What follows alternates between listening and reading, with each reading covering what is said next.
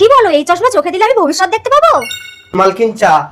দেখতে পাচ্ছি না স্বামী স্ত্রীর কথা বলছি, তুই চাকর হয়ে না বলে ঢুকে আসিস কেন? ময়না, চাকরের সাথে এমন ব্যবহার করতে নেই। তুমি চুপ করো, চাকরকে বেশি মাথা তুলবে না। এই যা এখান থেকে। আমি এখন আমার ভবিষ্যৎ দেখবো।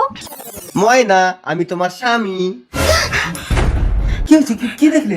দেখলাম ভবিষ্যতে আমার জীবনে তুমি নেই, ওই চাকরটা আমার স্বামী। কি বলো? কই দেখি। রুকো যারা। ও ভগবান, তুমি আমার স্বামীকে ফিরিয়ে দাও। কি হলো, তুমি কি দেখলে? আমি দেখলাম আমি বেঁচে নেই, আমি মরে গেছি। যমরাজ, তুই ঠিক দেখেছিস, কাল তোর মৃত্যু। সকাল সকাল রেডি হয়ে থাকবি, আমি তোকে নিতে আসবো।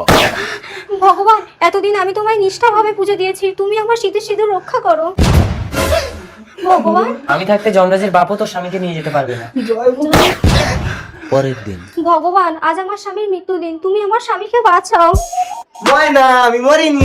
জম্বি এসে গেছে, মাত্র 5 সেকেন্ডে সিদ্ধান্ত নাও। মাকে বাঁচাতে চাইলে লাইক করো, বাবাকে বাঁচাতে চাইলে সাবস্ক্রাইব করো, ভাই বোনকে বাঁচাতে চাইলে শেয়ার করো, আর পুরো পরিবারকে বাঁচাতে চাইলে কমেন্টে সেভ অল লিখে লাইক, সাবস্ক্রাইব আর শেয়ার সব একসাথে করো।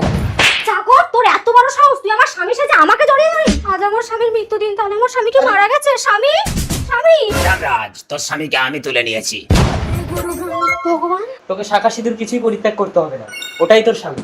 কি বলছো ভগবান? হ্যাঁ, যমরাজের হাত থেকে তোর স্বামীকে বাঁচানোর জন্য তোদের বাড়ির চাকরকে তোর স্বামী রূপ দিয়েছে, আর তোর স্বামীকে চাকরের রূপ দিয়েছে। এ কি যমরাজ? না, আমি না।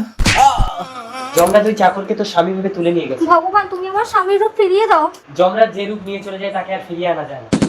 এসো এসো কাছে